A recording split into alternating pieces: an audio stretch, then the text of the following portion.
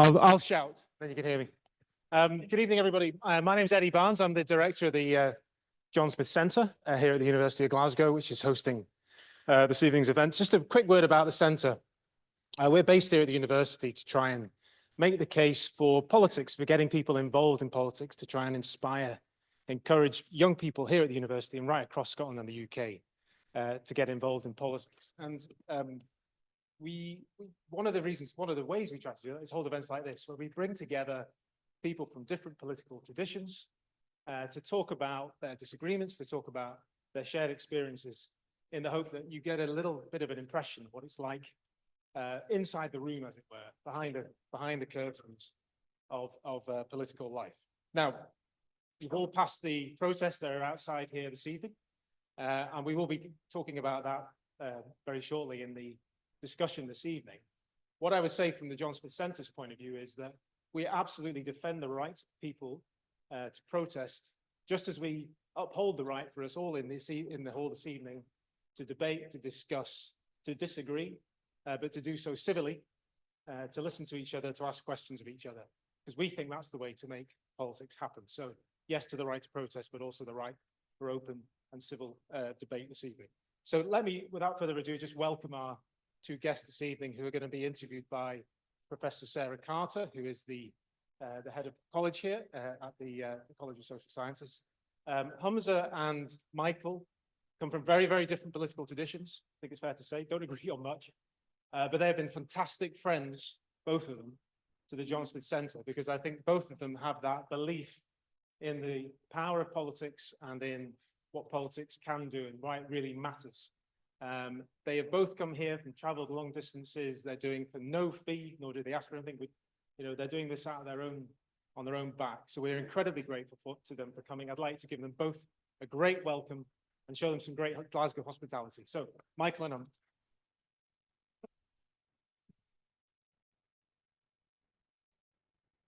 Thank you.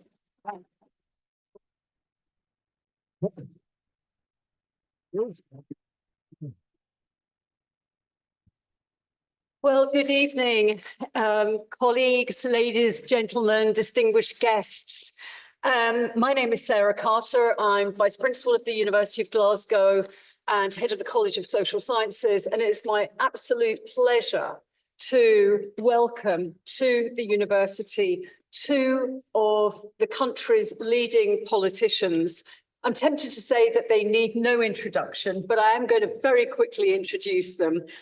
Michael Gove, the Right Honourable Michael Gove, was a first elected Conservative MP for Surrey Heath in 2005. He has served in various cabinet positions, including as Secretary of State for Levelling Up, Housing and Communities, and Minister for Intergovernmental Relations, Chancellor of the Duchy of Lancaster, Minister for the Cabinet Office, and Secretary of State for Environment, Food and Rural Affairs. Now, Michael stood down as MP prior to the election last year. And in addition to this illustrious political career, he is an author, a journalist, and currently the editor of The Spectator magazine. Welcome, Michael. We also have with us, and I'm absolutely delighted to welcome also Humza Yousaf. Humza was first elected as an MSP for Glasgow region in 2011, aged 26, and 5 years later was elected to serve Glasgow Pollock, the first ethnic minority member of the Scottish Parliament to be directly elected to a constituency. And Humza has served as Minister for External Affairs and International Development, Minister for Europe, for Transport, as well as Cabinet Secretary for both the Justice and Health portfolios. And in 2023, he became the first Minister for Scotland and leader of the Scottish National Party. Sorry. I haven't even got past the introductions yet. And as I'm sure we all know, Humza resigned in May 2024. So I know that we're going to have such a brilliant discussion with them tonight. And there will be an opportunity for the audience to ask questions a little bit later. But first of all, and this wasn't the way that I intended starting the questions, but I think that we should address a talking point head on, if that's okay. Because Michael, you wrote an article in the Jewish Chronicle earlier this month defending the Netanyahu government and finished with what you yourself described as being a very provocative statement, which is that the Israeli Defense Force should get the Nobel Peace Prize for its work since October the 7th. And I think it's fair to say that that has outraged quite a few people, including people outside the theatre tonight.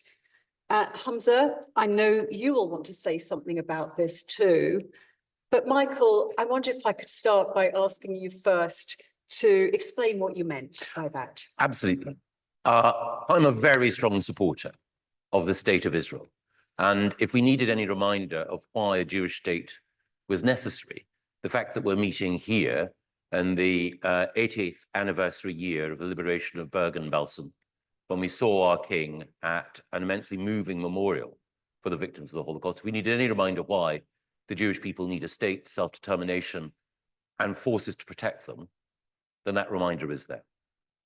No state is perfect. No armed forces will ever operate without making mistakes. But Israel is defending itself. On October the 7th, there was an attack launched from Gaza by Hamas and its allies, which was murderous in intent. And the ideology of Hamas, in fact, not the ideology of a majority of Palestinians, let alone a majority of people in Gaza, but the ideology of Hamas is very clear. They are an eliminationist, anti-Semitic organization. And we know from the footage that was taken that day that those killers reveled in their work. And so steps and action had to be taken in order to ensure that the capacity of Hamas to kill again and to kill again at scale, which they made clear was their intention, was dealt with. I wrote the article because Antony Blinken had been reflecting on the efforts that the American government had made to try to bring peace to the Middle East. And one of the points he made, reflecting on his own time, is he said that whenever America allowed daylight to emerge between it and Israel, the chances of a ceasefire, a settlement, and hostage release moved further and further away. Blessedly, we now have a ceasefire. We now have hostage releases and indeed prisoner exchanges as well. And so there is perhaps, so I'm cautious, an opportunity for a longer term peace in the future. But it was also the case as a result of the conflict that went on, that we saw the dismantling effectively, not just of much of Hamas's military infrastructure, but also Hezbollah's. And what happened to Hezbollah directly led to the fall of Bashar al-Assad in Syria and the end of his regime and the emergence, blinking to the light, of tens of thousands of people who had been kept prisoner by a regime infinitely more murderous than any still surviving in the Middle East, with the possible exception of Iran, its principal sponsor. So to have had a situation where your very existence as a state is threatened, you then fight back to dismantle that military machine. You find that your own people are attacked by Iran and its proxies everywhere. You manage to deal with that conflict, and in such a way that Syria has a brighter future. That is, to my mind, another example of the endurance and resilience of the Israeli people. One final thing. The IDF has an almost impossible job to do operating in urban warfare against an implacable terrorist enemy that will often deliberately choose to hide its operations in hospitals and in schools. Mistakes will be made, and there'll be individuals in any army, particularly when it's a citizen army, who will behave appallingly. But it has been shown over time that the IDF is more capable of reducing civilian casualties in its operations than almost any other armed force on the planet. So I want to, and I recognize it's a view that many will not share and many will feel angered and provoked by, but I want to stand up for the people of Israel and those that defend them, because it is the only Jewish state. And after the history of what has happened to the Jewish people, it's a responsibility of those who are not Jewish to ensure that the Jewish state and the Jewish people survive after the horrors of the last century. Thank you, Michael. Humza, I know you have a very different position on this. Michael's described his article as provocative, and many of us were provoked. Humza, what's your position on this? How did you feel and react when you saw Michael's article? You know, Michael, you started your response by saying that you're a strong and staunch ally of the state of Israel. And I think this is where we begin to get ourselves into some problems. When you or anybody describes themselves as pro one state and therefore can justify the horrors of that one state. So I actually don't describe myself as pro-Palestinian, pro-Arab, pro-Muslim. Of course, I've had sympathies with the Palestinian cause for all of my life, but I describe myself as pro-humanity. And what seemed to be missing in your statement was an utter lack of, in my opinion, humanity.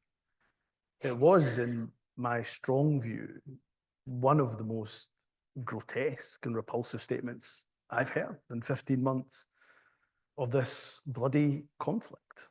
And I don't know why you made it. I tried to listen to your rationale. I'll come back to a couple of points you made in a second. But if it was to create a sensationalist headline, of course you achieved that to sell some papers, but what a cheap price to sell oneself for, I think. And if it is genuinely what you believe, then I hope at some point in your life, you recapture some of the humanity that I think was lost by making such an awful statement. I can come back to the personal in a minute, but actually the personal to me is somewhat irrelevant. Michael kept using the phrase that any army in the world makes a mistake. 47,000 Gazans killed. It's not a mistake. The UN verified study suggests that almost 70% of those killed in Gaza are women and children. It's killing tens of thousands of children. It's not a mistake. Save the Children estimates, and this was a number of months ago, that over 700 newborn babies have been killed in Gaza. Miscarriages increased by 300%. We saw on Saturday that 2-year-old Layla Al-Khatib in the West Bank, not in Gaza, was killed while having rice pudding with her grandparents, shot by a sniper of the IDF, the very IDF that you think should be nominated for a Nobel Peace Prize. And I just want people in the audience to think about that for a minute. Don't care what side of the debates or geopolitics you're on, but I want you to just humanize it for a minute. I want you to picture your child, your son, your daughter, your grandchild, your niece, your nephew. I want you to picture them as they were when they were 2 years old. And I want you to picture the family dinner that you're having, and enjoying the beautiful joy that a 2-year-old brings. And I just want you to imagine what it must have felt like for the grandparents of Layla Al-Khatib when a bullet burst through the window and smashed into her skull, and she lay there bleeding to death, and they were helpless. Just think about how you would feel in that moment. Every hospital in Gaza destroyed or damaged, every school damaged or destroyed, UN facilities bombed, refugee camps in Gaza bombed. Gaza has been reduced to rubble. Nothing, including the horrific attacks of October the 7th, justify such devastation, such death, and the killing and the mass killing of innocent civilians. So no, the IDF the military leaders, the political leaders of Israel, they don't deserve a Nobel Peace Prize. They deserve to be tried in The Hague, and I hope to God I get to see the day that they're held to account for the war crimes that they've committed.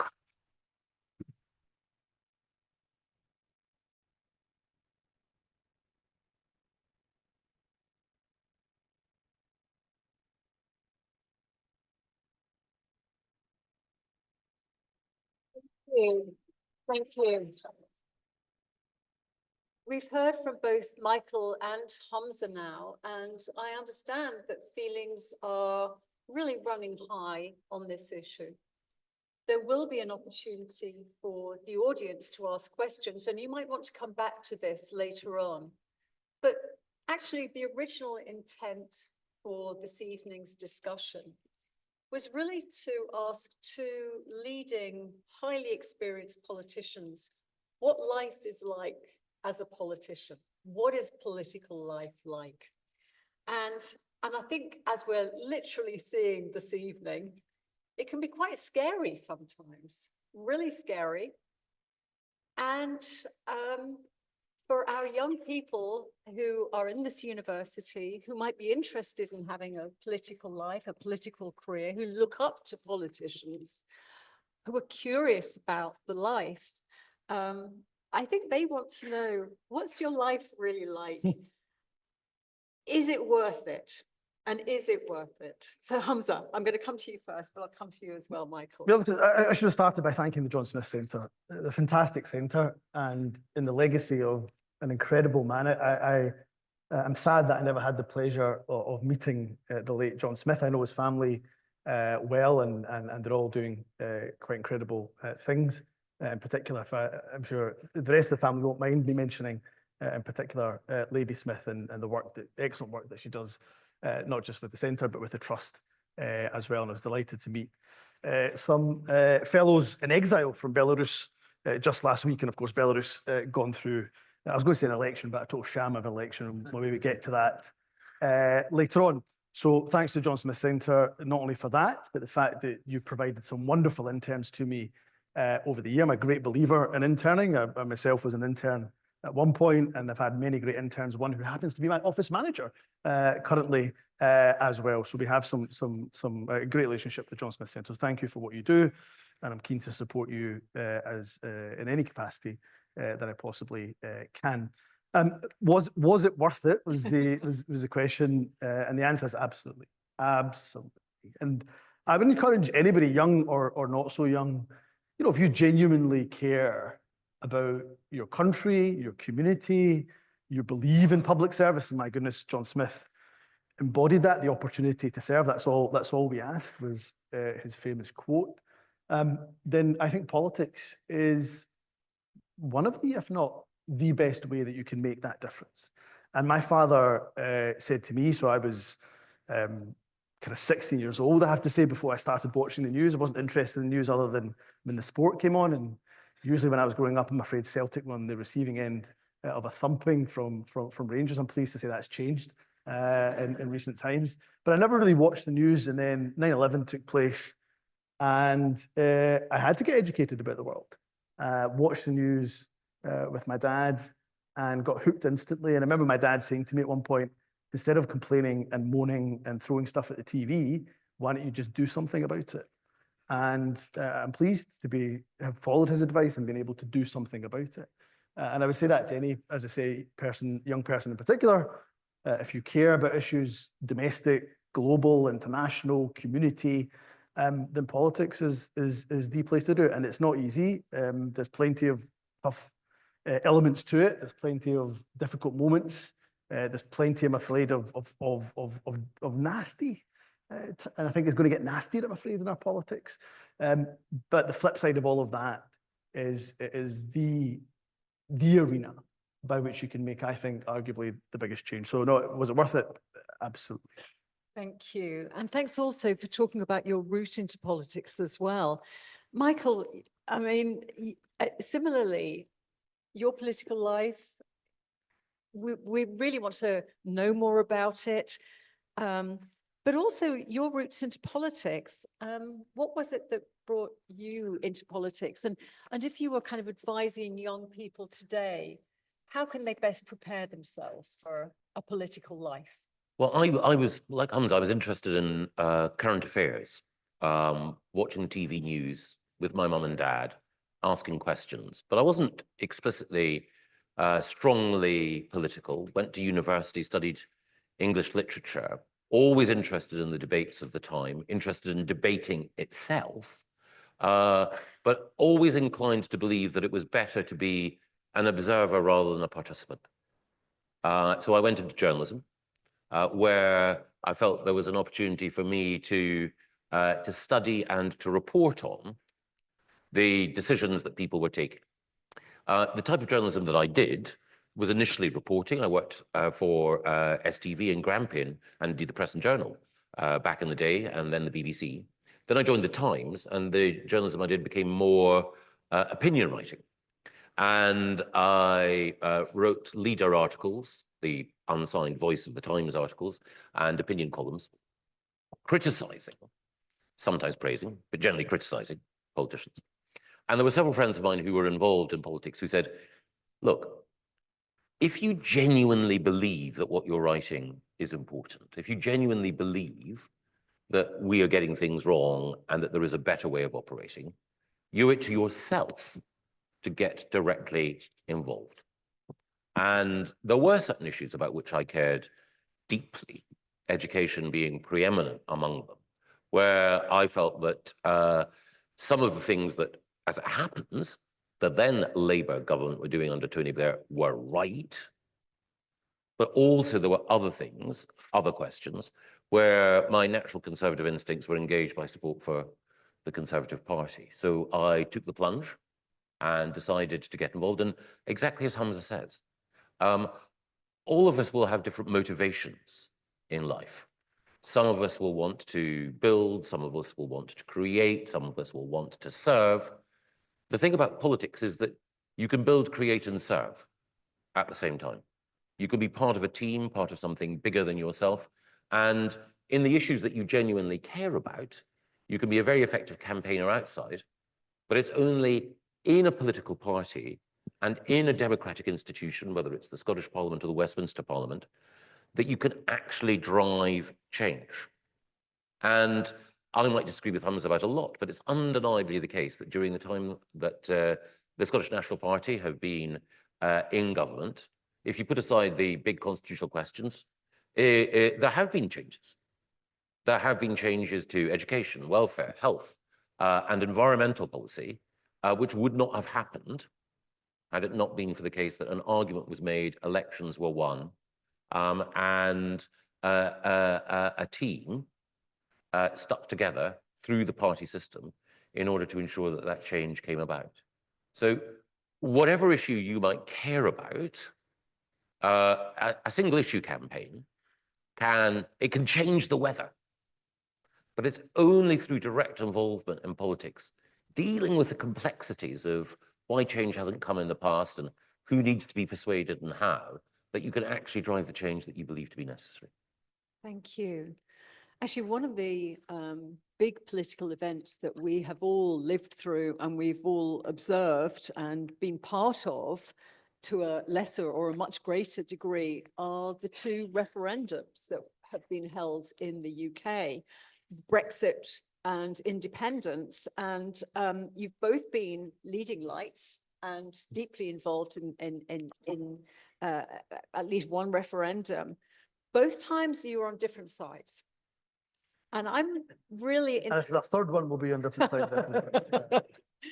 But what reflections do you have of these referendums, that experience, and what impact do you think they've had on political culture? I mean, Humza, I'll start with you, but definitely a question for both of you. Yeah, look, stating the very obvious by their nature, referendums are divisive. You're choosing one option over the other, and therefore they will naturally see people divided, and that can be communities, it can be people, it can be families. And I think it's also very true that equally true that referendums can be a wonderful process of civic engagement. That doesn't mean, by the way, they're not robust, they're not difficult, they don't create that division, they aren't challenging. I think what I would observe having been involved in both Brexit and the Scottish independence, referendum is probably the thing we should try to learn. There's lots of lessons to learn, but one of the things I've reflected on a lot is how we deal with each other the day after. And what hasn't been done, I think, to a large enough extent in both referendums is make further overtures to the losing side. So if I was to advise, the First Minister about the next Scottish independence referendum, whatever it may be, and when we are to win that referendum, I would suggest, if we were to win that referendum, the independent side was to win that referendum, then my first piece of advice to whoever the First Minister is, be it current First Minister or any future First Minister, I would say to them, the very first thing you should do day after the referendum is make sure that the unionist side, if I can call it that members of that side are part of Team Scotland when it comes to the negotiation. Because what you have to do is immediately attempt to repair some of the rift and division that will result in respect of any referendum, whatever the issue is. And as I say, the flip to that, though, is I've never come across an event like the Scottish independence referendum where there was such a level of engagement. And sometimes that engagement, of course, was unpleasant for people. I'm sure people on both sides can recount stories of where that was unpleasant. But for me, anyway, in my experience, the vast overwhelming majority of it was more than pleasant. It was really enjoyable. And I lost count of the number of times I went to a door during the independence referendum, knocked the door, met an adult at the door, asked their opinion, and they would shout their teenage son or daughter to come down and talk to them about it because they were learning about it at school or because they were at university or college and debating it. So look, I think referendums absolutely have their place. I think you have to accept that there's going to be division regardless of what the issue is, given the inherent nature of a referendum. And then I think the onus is on those in government in particular, but on both sides, I think, to think about what they do the day after to bring people back together. That's an interesting point. And actually, there are parallels with your role in Brexit, the Brexit referendum as well, Michael, because you were a leading light and actually went against some people in your party. And I mean, that must have been difficult. But I mean, what reflections do you have of this and that personal experience too of potentially losing friends? I mean, these are polarizing debates. They are. I don't like referendums at all.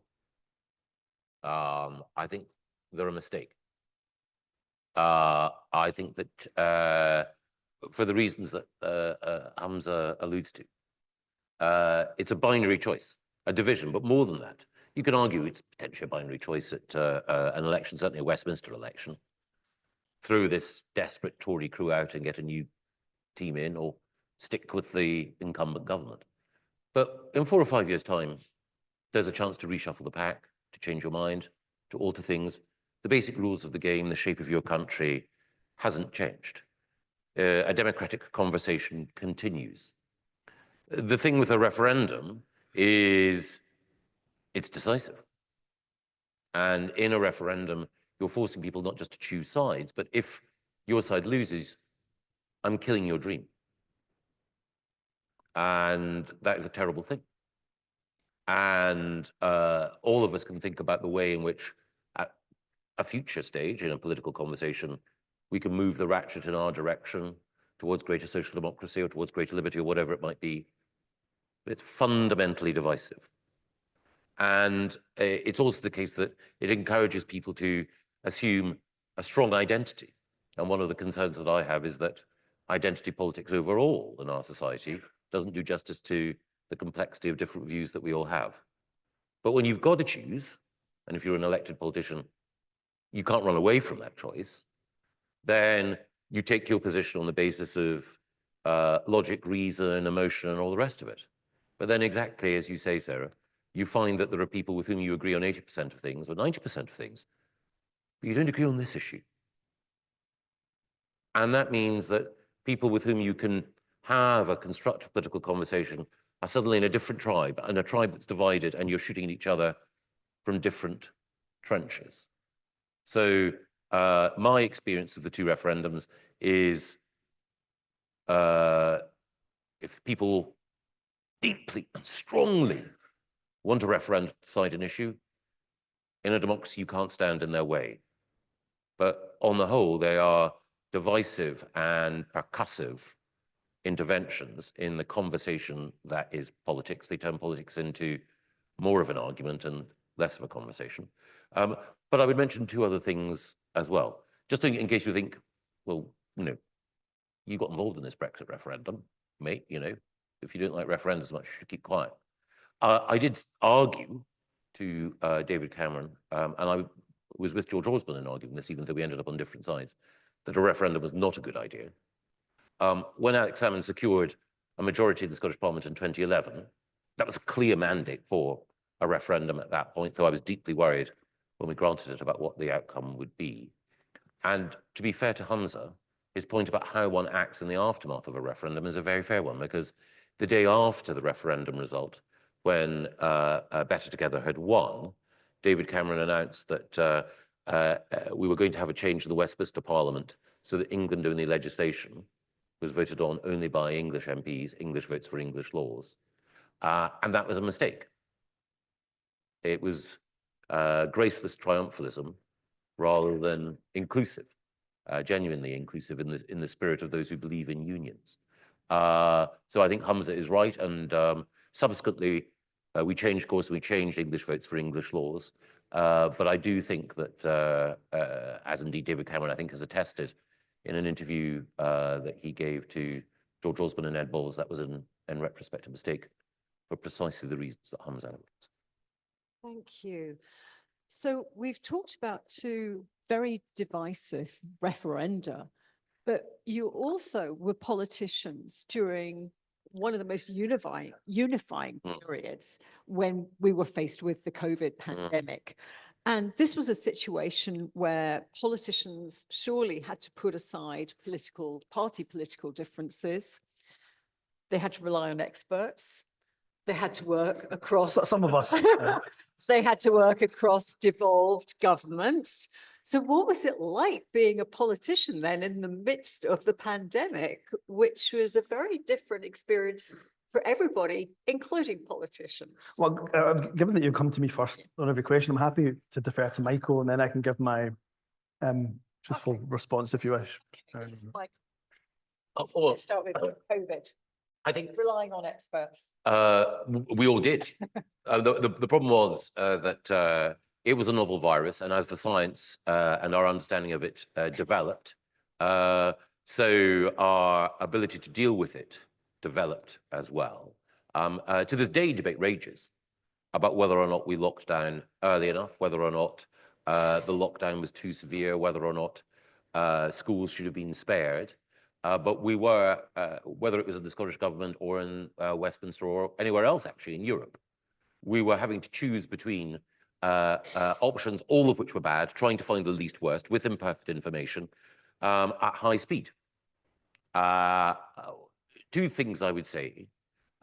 We all relied on a consensus, sometimes a consensus that could be challenged, but a broad consensus from the chief medical officers and the chief scientific advisors of our respective administrations, and they were broadly aligned in what we wanted to do.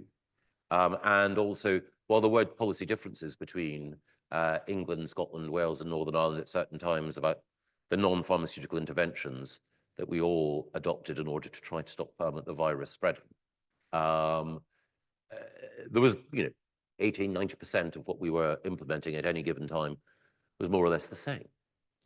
I think, and Humza will tell me if I'm wrong, I think that Nicola Sturgeon's view was, if I can show that I'm handling this crisis well, and in handling this crisis, thinking about COVID first and foremost, thinking about keeping people safe, then actually we will have, as a party and as a government, greater credibility in the eyes of the Scottish people if we want to go further in the future. So virtue dealing with the virus and putting everything else to one side, and a judgment about what might be in the long-term interests of our party happily coincided.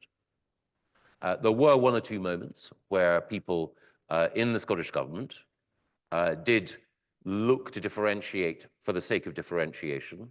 And there were certainly moments when people in the Westminster government were also thinking about how this broader conversation could reinforce the case for the union.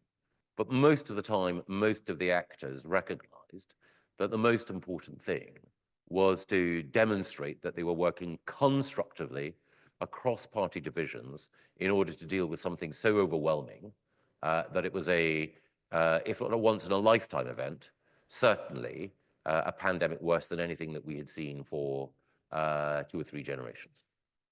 Thank you. Humza, from the outside, it looked to citizens as if this maybe was a new way of doing politics. Is that what it felt like on the inside? I suppose looks can be deceiving sometimes. But look, for me, I think I probably disagree with your characterization of the pandemic being a time of unity or unifying. There was certainly moments where we all felt we were collectively, although we all were collectively going through something horrible, miserable, and which I hope we never live through again, but probably will. And there was a great sense at times of community, particularly in the beginning. And I remember, in my own street, my neighbour would get the pasting table out. What time was it again when you clapped for the NHS? Or need to remind me. 8 o'clock. I had 8 o'clock in my head as well, right? So he'd get his he was a DJ as well, so he still is. Get his pasting table out, get his decks out. He'd play some music. We were all, of course, at our own doorstep, so plenty of distance between us all. And we'd, just have that sense of, even for that brief period, have that sense of community. Or when you were allowed that one walk a day, remember? I'll come back to that in a minute.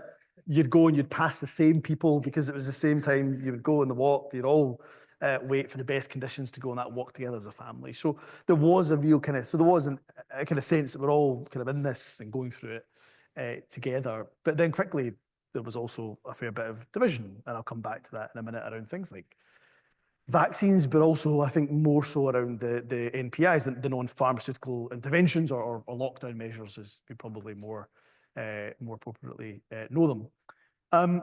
In terms of government and working, I think for us in the Scottish government, we were genuinely perplexed at some of the decisions, not all the decisions, because Michael's right. Ultimately, if you look at all of the lockdown measures, if you look at all of the interventions that were made during the pandemic, there was usually a lot of alignment between the 4 nations. But there were some decisions which we just could not understand.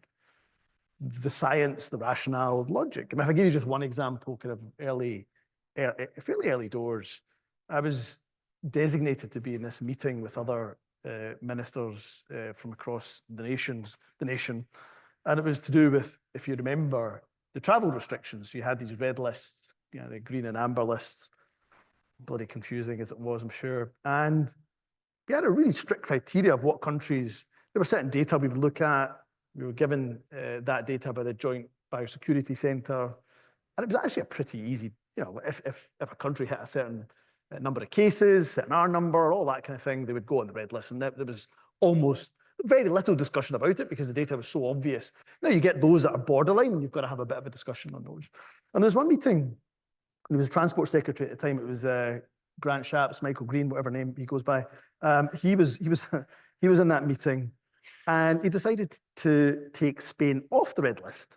And the rest of us had Spain on the red list, and we couldn't understand the rationale why. And the rationale was because it wasn't just looked at in fairness from the UK government. They were looking at it from a broader perspective of just health. They were saying, look, the aviation industry and so on and so forth have to be supported. Spain's a big tourist destination.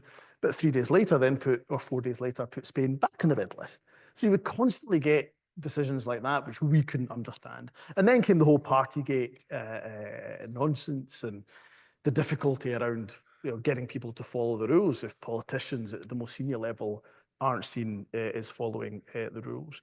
And so, with Nicola, we were exceptionally lucky. I mean, there's no getting away from it. The 2021 Holyrood Scottish elections, it is Nicola what won it. I mean, her handling of the pandemic resulted in us coming back with, that far off a majority in the Scottish Parliament. Her handling of it, I think, still to this day, very widely praised by many people. I never remember one meeting genuinely, and I would say, by the way, if there was, I genuinely don't remember one single meeting with Nicola, and I had a lot, particularly in my time as Cabinet Secretary for Health and Social Care, where she said, look, if we nail this, then they'll believe us about independence, or we do this, then we'll end up, our support in the polls will go through the roof. That never really factored as a conversation. So look, pandemic, and the last thing I'll say about a pandemic was it's quite easily, for the 13 years that I've been elected, and I'm not standing again, as you know, in 26, I suspect I can even say in the 15 years coming to 2026, I can quite easily say that the pandemic is the period in which the most difficult political decisions had to be made. And I hope no politician ever, and I hope many of you, especially again, the young people in this audience, think about going into frontline politics. I hope you never have to go through that. I suspect, again, we probably will go through another pandemic possibly in our lifetimes, because we were talking about things where we are restricting people's liberty completely and entirely.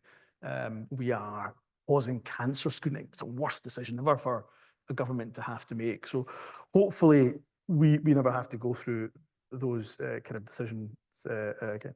But if we did have to go through a situation such as that, what have we learned that will take it, we could manage it better next But look, time I'm not around? sure we're learning enough, in the sense that, we are, what are we, a week into the Trump presidency, and there's already talk about, Dr. Fauci, possibly being targeted for prosecution. In fact, as we know, I think he's been given a preemptive pardon, or however much weight that tends to have. I don't know. So I'm not sure we have, because, we could not have got through that pandemic without the incredible advice from experts, clinicians, virologists, many others, throughout the course of that pandemic. We relied heavily on their advice. Great individuals, great people who gave that advice. CMOs of all 4 nations, deputy CMOs of all 4 nations, chief scientists, scientific advisors. But we're now got to a point where they're being denigrated, and we're living, and I'm sure we'll maybe touch upon this later, but we're living in the age of mass disinformation. And so my real worry is that if and when we face that pandemic situation again, I don't think we have a strategy to deal with the disinformation that is going to be spread about that, to counter it. Because the decision we made in government, which I think actually probably on reflection was maybe not the correct one, was we were also, look, don't engage with the disinformation. You just give it oxygen, you just give it publicity. But the disinformation doesn't need any more oxygen. It's being spread by people who have millions of followers on social media platforms. And if we don't confront it, it spreads like wildfire. So I think what we've not learned is how to deal with that disinformation. Plenty of lessons of what we have learned, and the COVID inquiry is ongoing. And I've appeared twice at the COVID inquiry. I'll appear how many times they wish me to appear. But I think with the 2 inquiries, both the UK-wide inquiry and the Scottish inquiry, there'll be plenty of lessons to learn. But I'm afraid of what we haven't learned thus far. Thank you, Humza. Actually, you talked there about social media, and I'm really interested in whether social media has changed the way that we do politics. And our young people who are growing up in this social media age, will they have a different way of doing politics?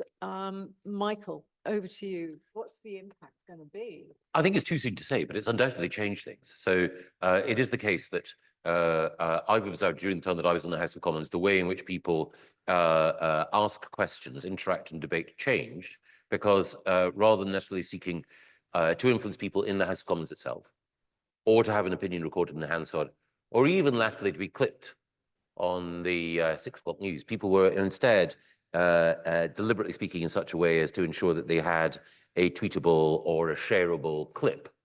And so rather than, again, forgive me for using the word conversation for the 9th time, instead of a conversation or debate within Parliament, Parliament becomes an opportunity for you to project a 30 seconds of your essential message. So what you want to do is to have your voice amplified rather than necessarily have a debate with nuance take place and allow people to make up their own minds, having heard both or all three or all four sides. The second thing, of course, is that social media is designed in a particular way to ensure that we get hits. And those who are expert in the design of social media messages, videos, and clips know what it is, the length, the production values that secure that dopamine hit. It is striking that the AfD in Germany employ hundreds of people to produce their TikTok and other material, because they know that if they can be funky, out there, shareable, a bit outre, then it has a certain cachet, particularly amongst those voters who, for whatever reason, and there are a number actually, but still, feel exasperated, locked out, or overlooked by the establishment. And the other thing, again, is it's in the nature of the algorithms of social media that you get drawn towards by Twitter or TikTok or whoever it might be. You get drawn towards more of the same, and more of the same that is more extreme, as it were. So, you know, I'm trying to think what the best analogy is, but, you know, you like a little bit of Lib Demery? We're going to give you harder core Lib Demery. And we're going to give you more and more Lib Demery. Then we're going to inject pure, unadulterated Ed Davey into your eyeballs and ears. And before you know it, you're a member of the Scottish Parliament for Edinburgh West. No, joking aside, or attempts at jokes aside, it means that there is a greater ghettoization and siloization overall. And that is a concern because, again, it plays to those individuals and those parties who can best exploit rage or emotion rather than trying reason. Thank you. I'm really interested in whether, you know, our young people are going to be growing up in an age of social media. And so for them, politics will be the in the context of social media, and that will be the condition. I'm really interested, has it changed what political leadership looks like? Yeah. And Humza, I'm sort of interested in that whole idea of political leadership and what our young people would think about in terms of political leadership. So from your perspective, what do you think makes a successful politician? And I'm going to push you both. Yeah. Best politician, worst politician? Geez, right. There's a few questions. Can I go back to social media for just a minute to say that I mean, I agreed largely with almost all of what Michael was saying. And for me, in terms of politics and social media, there of course are the benefits, and then there's the disbenefits and the risks that come with social media. But the ability to reach an audience often beyond the audience that would traditionally be interested in politics is something that is incredible with social media, probably less with X, which is a bit more of a kind of political echo chamber, more so perhaps with your platforms like Instagram and Facebook as an example. The flip side is that the algorithm of almost every social media platform, like, what is the purpose? Purpose is to get as many views, to get as many likes as you possibly can. Now, you can't get a whole bunch of likes, retweets, or views if you look at the camera and talk about the medium-term financial framework for 5 minutes. Trust me, I tried. That video got 2 retweets. Thanks for that, Stuart McDonald. That was very kind of you for those 2 retweets. But you can, if you have the viral clip, and Michael's exactly right. I mean, I was at FMQs, and you know, for FMQ prep, as I would do on a Wednesday night, we'd say, right, what's the quick response that we need to be able to give in rebuttal to any particular issue? And by the way, we'll need to make sure within that rebuttal there is that clippable moment. So we would do it as much as anybody else would do it. And of course, the difficulty with that is that then you lose, as Michael rightly says, the nuance in debate. And I think the other thing you lose, and sorry, I'll come on to the question you asked very, very shortly, but the thing you lose also is in social media land, whatever platform you're on, incredibly, 2 things cannot be true at once. which in life, of course, many things can be true at once. And the other danger, of course, is that it has just opened up an entire platform for, quite literally, for some of the most vile people who would normally, in the days before social media, would be eating tuna in their mum's basement in their Y-fronts, tapping away on a keyboard, and nobody would hear it, maybe other than the Herald kind of newspaper letters editor would maybe get their letters through and not publish them, of course. But now those individuals have got millions and millions of followers, spreading the most crazy disinformation. And we're not countering it, nowhere near countering it well enough. Sorry. And has this changed what political leadership looks like? Yeah, look, I think we haven't quite figured out how to counter that disinformation. That for me was the most worrying. I can give plenty and many examples. Look, in my very strong opinion, the rise of the far right in Europe, including here in the UK and Scotland, of course, not immune to that, is one of the biggest, if not the biggest threat to Western democracy. And the spread of disinformation, well, we saw what it led to in the summer of last year with the riots in Southport. I never thought as a Muslim living in this country that I would see mosques attacked, Muslims targeted, beaten up in the street. And all of that because of the disinformation that was spread by predominantly far-right actors, but also then spread again by another far-right sympathizer, but also happens to be the wealthiest man on the planet. And that is something that political leadership hasn't figured out how to counter. Look, to go back to your sorry, forgive me, your original question to me, what is essential for political leadership? Lots of qualities, obviously, but I think there is a real need for empathetic leadership. I think empathy is what is missing in a lot of our politics. I look at the global picture and I see just how much the world is riddled with conflict. And we talked about this at the very beginning, but you could give numerous examples of conflict, of course, on our own continent in terms of the Russia's aggression in Ukraine. But you could give numerous examples across the world. And at the heart of it, I've always thought it's just such a lack of empathetic leadership. Honesty, of course, is important. Knowing why you want to be in politics. So some people just like the idea of being an MSP or an MP, even a councillor or whatever other position that is elected, but don't know why they want to be there. And I would say that there's a power of work for us to do. I think John Smith Centre is well placed to do it around empathetic leadership. You asked a question, a values-based leadership, I should say. I asked actually who, if you were to pick a Oh, best yeah. politician, Sweet. you know, name names. I mean, we're talking about empathetic leaders. You said I mean, best and worst, right? Who are the role models that you would look to, that you'd ask our young people to look towards? Alive, dead, current, anything? Oh, okay, wow. So what worst, because you said best and worst, look, worst is a no-brainer. There's this one that is head and shoulders in a league of her own. That's Liz Truss, without, to me, a shadow of a doubt. No, in all seriousness, I mean, there's an individual who, and I've met Liz, I've been in a panel with Liz Truss on a number of occasions before. The best. Let me finish my reasons why. Worst, not just because of the kind of economic carnage created in such a short period of time, but the complete and utter lack of humility, real lack of humility. And I suppose if I was to give some advice on leadership, listen, this will be not front page news for any of the journalists that are here. We all make mistakes. I've made plenty. You can go to, I was going to say my political opponents. I think Kate Forbes got a list of all the mistakes I've made as well. So you go to, you know, plenty of mistakes. You should own them, but they shouldn't define who you are. But you should have enough humility to be able to say, you've made a mistake, or I've cocked up. And by the way, this is my regret, and also this is how we fix things. But every time she's had that opportunity, she's just blamed somebody else.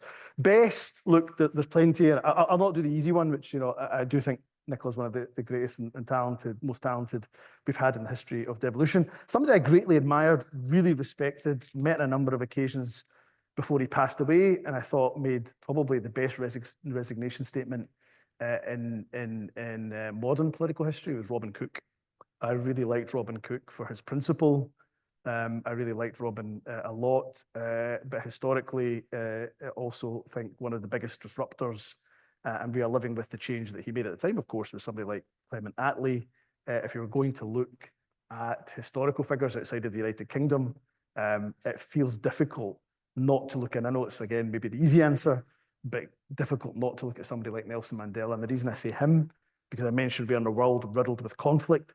If you want to know how you deal with a post-conflict situation, a situation that has dealt with suppression and oppression for decades, we'll look at that. A man who was jailed for 27 years, his prime of his life, comes out of prison and focuses his entire life, the rest of his life, on reconciliation. There can be no better role model, in my view.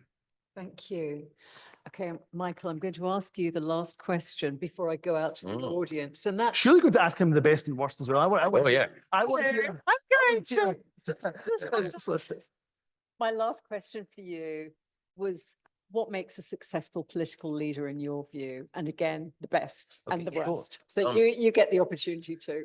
Sure. So I think successful political leaders require a mix of virtues. Very few have all of them. I think courage, persistence, I think capacity to analyze a problem effectively, and that sometimes means challenging your own preconceptions about the problem, and then a willingness to believe that you can overcome that. So anticipate the worst, believe in the best, and drive towards it. There's a Italian Marxist phrase, pessimism of the intellect, optimism of the will, which I think sums that up.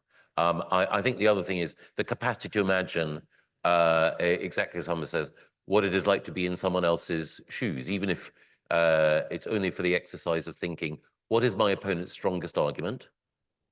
Because if I can defeat their strongest argument, I can prevail in this conversation, rather than trying to construct a straw man or to caricature. And then the final thing, I think I may have mentioned persistence, is just a willingness to sweat the small stuff. That doesn't mean you micromanage everything, but it does mean that you've got to understand something of what are the challenges of head teachers delivering a better education, or NHS managers and making sure that their hospital will work well are. You've got to engage with that level of detail, even if you end up being frustrated with the people on the front line. And even if you're not frustrated with them, they will certainly end up being frustrated with you. Worst and best. So in moral terms, the worst and best is relatively easy. That's the best is Volodymyr Zelensky, and the worst is Vladimir Putin. In terms of performance, and in all of the above, I think the best in my lifetime has been Tony Blair. Worst is more difficult. And obviously, I won't vote for any of the people that Humza voted for. So, I think it's probably unfair on the poor guy, but I think maybe Richard Leonard. So I think of all of the people who've led a political party in Scotland, he's probably the one who had the least impact. I don't know him. By all accounts, he's an incredibly nice chap. But I think that he hasn't perhaps left the imprint on history that others might have done. Thank you. At this point, I'm going to go out to the audience, because you've been sitting here so patiently, and I hope you've been enjoying this conversation. But I'm sure that there will be people in the audience who would like to ask questions. We have over there, we have over here. So there is a mic, a handheld mic coming round. Robert's holding the mic. I've got one here in my hand too. So there's a chat there in, I think, in blue, in the person in blue with short hair. Hi, so I mean, I'm a student who's quite active on the pro-Palestine movement on this campus. And as a basis, I think if you've written an article which as a president has tried to consciously provoke such an issue, which is so, this is one of the worst wars in recent memory. And you've tried to provoke on the basis of that issue, and that's at the expense of our local communities. And I think that is deeply and disturbingly wrong. But I mean, to address on the basis of this campus, I mean, I mean, a lot of people don't see the other side. I've been messaging the people protesting outside while in here, making sure that they're, known they've been very well loudly heard. But, the people outside of there have been threatened with arrest. They didn't lay their hands on anyone who walked in here, and they've been threatened with arrest. It doesn't make us feel comfortable, but politics isn't always comfortable. But to threaten arrest for someone who has not laid hands, not actually disturbed public peace, I think is deeply wrong. And on this campus itself, with the university security, we've had students threatened with the suspension of their studies for disrupting arms fairs, for doing hard pickets, which is something the UCU did 2 years earlier. I think what the question I want to ask is what is both of your opinions on the kind of the extent to the right to protest being infringed on, not just among national politics, but also in our institutions? Thank you. Okay, question about the right to protest. Can I take another couple of questions? I'll take this chap here, and there was over here, and let's collect 3 questions, and then we'll go back. Okay. So I'll caveat this by saying I'm a press officer at Scottish Federation of Housing. What is one cabinet position that you had and some like a law that you wanted to change, you desperately wanted to have an impact on, that you, for some reason or other, weren't able to?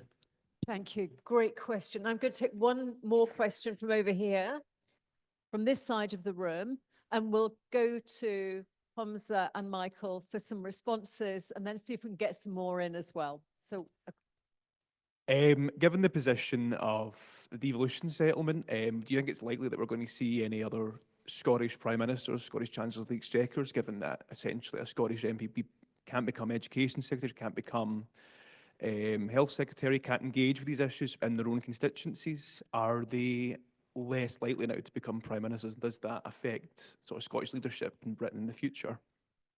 thank you. Okay, 3 questions. Humza first, your responses to any of those 3 questions, and then I'll turn to Michael. And look, on the question that was asked about the right to protest, of course, it is a fundamental cornerstone of our democracy. I recently met with Police Scotland about some concerns that were raised to me about protests and non-violent kind of civil disobedience that was taking place, and some of the concerns from my constituents that were raised with me, because I happen to have Palace and BAE in my constituency, so you can imagine the protest that takes place at these 2 companies. So I met with Police Scotland and made it clear how important the right to protest is, and of course that does not extend to the right to violent behaviour. We all know that, and we all accept that. So look, we live, I often find in the day and age where some of the biggest proponents who shout free speech, usually with capital letters, trolling me on X, only believe in free speech when it's free speech they agree with, and often try to shut me down when I tend to tell some home truths. So look, I believe fundamentally in the right to protest, attend many protests, have attended, and I'm sure will continue to attend, and that can be really uncomfortable. We shouldn't dismiss, and I met with the Jewish community on a number of occasions when I was First Minister. I think I met with the Jewish community more than I met with any other faith community actually in my time as First Minister.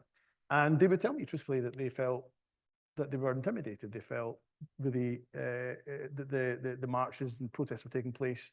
It felt very difficult for them. So, of course, we have a job as political leaders to make sure that we continue to engage, whatever the issue is, with those who are protesting, but also those who might feel uncomfortable with whatever is happening. So, look, I think it's great that we see people very passionate about this issue, because if you can't be passionate about war crimes and crimes against humanity that are being committed in front of your very eyes, live streamed on your mobile phone into your living room, then what on earth can you possibly be passionate about? Shall I turn to Michael Sure. because there was a second question there about legislation that you didn't get through and that you wish you had. Any regrets about, or Yes. what would you do again? Yes, so just to the first question as well, obviously, we'll disagree on the substance of the issue, and we disagree, or I disagree with the folk outside. But they've got an absolute right to protest. And while we do disagree, I very much appreciate the calm and precise way in which you asked your question and which you put across your views. So there's a gulf between us in terms of our analysis and perspective on the issue. But what we are doing is, I think, well, certainly I respect your strongly held convictions on this, and think that, of course, you and others have the right to use whatever means you think appropriate to try to shift debate in the direction that you think is right. That's what politics is about. In terms of regrets, there's one narrow and one broader. The narrow regret is just a matter of timing, which is I wish that we'd been able to bring into legislation in England the opportunity to abolish no-fault evictions. But there's a broader thing, a bigger thing, which is that there are a range of things that I hope to be able to do when I was Justice Secretary in respect of rehabilitation in prisons, less laws that were passed and more greater autonomy for prison governors over how they ran their prisons. And then the final thing, I actually think that this old rule, the sort of West Lothian question rule, is outdated. I think that anyone who is elected to the Westminster Parliament should be treated on equal terms with anyone else. So I don't think there would be a problem, obviously a Tory, but I don't think there would be a problem if, for the sake of argument, Kirsty McNeil was the next Labour Prime Minister. I don't think that's a problem at all.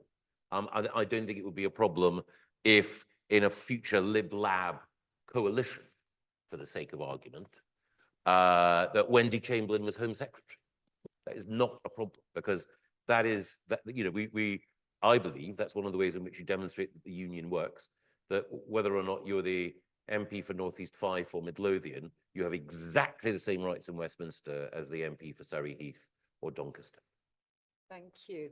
Any more questions? Okay, I'm going to take one from this chap here and one from at the back of the hall, over on that side. Yes, chap with glasses. I feel a little bit like Fiona Bruce at this moment. Okay, so. Thank you. We've talked quite a bit about the kind of higher level and outer level of politics, whether it's social media or it's dealing with crises or whatever. I'm interested in taking education as an example. So the kind of oats of politics, you know, the daily grind, and something that we've seen over probably 20, 25 years, different governments of different stripes in England that pursued a similar agenda throughout and actually made a difference to education. And in Scotland, we've taken a different approach, and we can argue about whether that's worked as well or not. I'm sort of interested in how you approach that daily grind as a reforming minister, and how you manage to get through against opposition that you might find in the civil service, but you'll certainly find in the unions, maybe the education establishment, to do things that they don't regard as being in their interests or don't necessarily agree ideologically with you, and what toll that takes on you as a politician. You have to be quite robust to obviously deal with that. Tony Blair's scars on his back from public service reform. And Humza, I guess I'd be interested in the approach that the SNP government's taken to this stuff, and whether you think it has been robust enough, and whether it's made a difference in a way that has actually improved, you know, healthcare outcomes or education outcomes. Okay, whilst you're thinking about those questions, look, there's actually, can we stop at the woman here in the stripy jumper? We haven't heard from a woman yet, so let's go to her. And we'll hear your question and then we'll take the mic back, okay? Thank you. So I think it's no secret that when both of you were in government, there was intergovernmental relations between the Scottish Government and UK Government weren't great. So what is your reflections on those, and how do you think they can improve? Obviously now we've got the SNP government in Scotland and then Labour government in Westminster. And in 2026, it doesn't look like that's going to change from recent polling. So what would be your advice to make sure that those relationships improve and they can work effectively? Thank you. And that last, we'll take that last question from chap in the middle there in blue with specs. I promised we'd listen for it to you. Well, thank you both for coming and giving up your time, and the John Smith Centre for hosting. I wanted to ask Humza specifically, as your time as First Minister, what you were most proud of and sort of your biggest regret, if you don't mind telling me that. And for the both of you, you know, we see across the globe so many of these, you know, awful awful humanitarian crisis, and it often feels that people like me are, powerless. So what advice would you give to someone like me to actually to sort of take actionable steps, or at least try to make a change? Thank you. Thank you very much. Three very different questions. Okay, Michael, do you want to? Yes, go back to the first one. I think sometimes ministers, and I certainly are fortunate in that they have politicians around them who will be supportive of the particular direction in which they wish to travel. So sometimes the stars align. So I was lucky in that David Cameron, George Osborne, and Nick Clegg, and David Laws all broadly agreed with the direction of travel.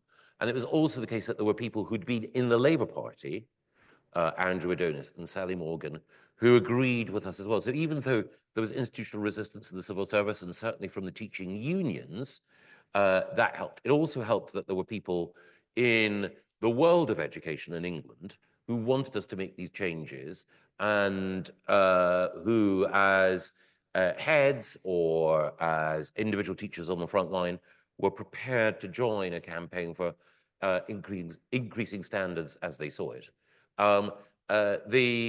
The difficulty inevitably is when you're saying to any institution, we're going to reform you, there will be people within that institution who think, that's great. We know that there are weaknesses. And sometimes it's easier, of course, if you come, as we did in this area, with some additional funding. We'll ease the path. But will often be the case that if you say to an organization, an institution, or a sector, we need reform, there'll be lots of people within it, good people, who will think, that's a criticism. They're saying we're not good enough. Don't they know how hard we work? So you have to work very hard all the time to try to, again, explain why it's necessary to change, but also reassure people that that journey is one which will be worthwhile for them. And I continually said that, which is true, that we had the best generation of teachers ever in our schools in England, and it's only improved since then. But a lot of the time, despite my saying that and believing it and demonstrating it, that's not what people heard. And I think that is one of the most difficult things about reform. And that's one of the reasons why you do get certain scars on your back, because there are people who believe that your attempt to elevate is also an attempt to denigrate. And that's particularly tough. Thank you. Humza, there was a question over there about intergovernmental relations. Yeah. So if I just go back, I know time is exceptionally tight, because I've got a train to get back to get back to my 6-month-old. My wife will not forgive me if I miss that train, I can promise you. So I might accidentally just miss it and stay overnight in Glasgow. In all honesty, the question that was asked about making change, look, I think two things. One, and I suffer from this, I was going to say condition, which is too many politicians were hardwired to be people pleasers. And that's natural given you're a politician, because you're trying to rack up as many votes as you possibly can in the campaign. You've got to please as many people as you can, but it's a terrible condition to suffer from, because ultimately what it does and can lead to is your inability to make the serious reform that's required, because to make serious reform, you've got to piss some people off. And that might well be trade unions, it may well be those that are within that sector, it may be your own colleagues. And that's difficult. So I would put my hands up and say, look, that's a condition I've suffered with, and I'm being flippant about it, but it's something that, again, if I was to give advice to colleagues, it would be, look, it can be really tough. And again, you can argue the merits around the fact that we have a single police force in Scotland. I mean, I go back to the fact that the number of unresolved homicide detections just gone down. And actually, I go back to what Rape Crisis Scotland have said, that the investigation of sexual offences and rape has been much better since there's been a single police force. That's not to say it's all perfect, but we had to challenge some vested interests, and that including a number of chief constables who had very big salaries, who wanted to keep those big salaries, and weren't able to do so at the time. So, that's one thing I would say about reform. And I suppose the second thing is, and Michael touched upon this, is it's really hard to sometimes go against cabinet colleagues and senior colleagues within your government. but you've got to be able to do it, and you've got to try to win the argument. And there's times where you win it, and there's times where you just don't.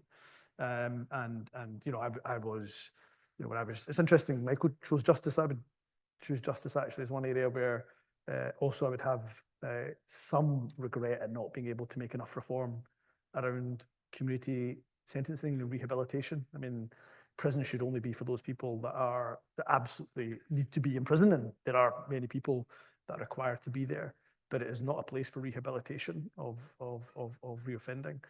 And I lost the argument, for example, in Cabinet around not just having a presumption against short sentences, but a complete ban on 1 year sentences is what I would have done, because 1 year sentences don't serve virtually any purpose whatsoever. A lot more I can say about that, but we can save it for another interview at some point. And the very last. Sorry, intergovernmental question. Very brief comment to this chap at the back, Okay. which was just directly for you. Okay, Your question there. Kind of regrets and I suppose for other people to really judge, I don't actually think if I asked what was I proudest of, I was a government minister for 12 years. Look, lots of things. I was really proud to be part of a team that brought forward free education. Scottish child payment is probably one of the ones, and the promise. And we've not met the promise yet, but you know, that is something I'm very, very proud that we have made some progress and advancement of. Biggest regret I've got, and again, there's a whole list I'm sure I could give you. Look, one of them for me, is somebody who believes really passionately in Scottish independence, is that my failure to persuade enough Scots to vote for independence. I think our future would be a lot better, a lot brighter if we had voted for Scottish independence. Of course, not everybody in this room will feel that way, but that's one of my biggest regrets, failing on that. I should say to the lady at the striped top who asked the question around intergovernmental working. Look, I'm not in government, as you know, at the moment. Keep very close to my colleagues who are, and I would say there's definitely a thawing of the relationship. I think it's better, and I think ultimately, again, what advice would you give? I think was your question. Is look, we sometimes get into a tunnel vision of who can take credit for what. The Scottish government try to take credit, of course they will. UK government will try to take credit, of course they will, for whatever initiatives. Ultimately, we all win if we better society and better people's life chances, living standards, and so on. And you know what? We can all claim the credit for it. So there's just, I think the personal relationships are really important as well. And I suppose as part of the reason why we're doing this, having this conversation, those conversations across party lines and those back channels across party lines are really hugely important. And I think what's inherent to that is not thinking the worst of your political opponent. There are some exceptions to the rule to that, but generally speaking, not thinking the worst of your political opponent. And that is a great way to end our conversation with the Right Honourable Michael Gove and Humza Yousaf tonight. You're very right. It's fine. So thank you. But before I sort of wrap up, I do want to say a word of thanks to the event organisers, the John Smith Centre team, the university events team. I would like to very much thank you as an audience for coming out tonight and listening so brilliantly and asking great questions. And finally, last but absolutely not least, can I ask you to thank our wonderful guests, Michael Gove and Humza Yousaf. Thank you.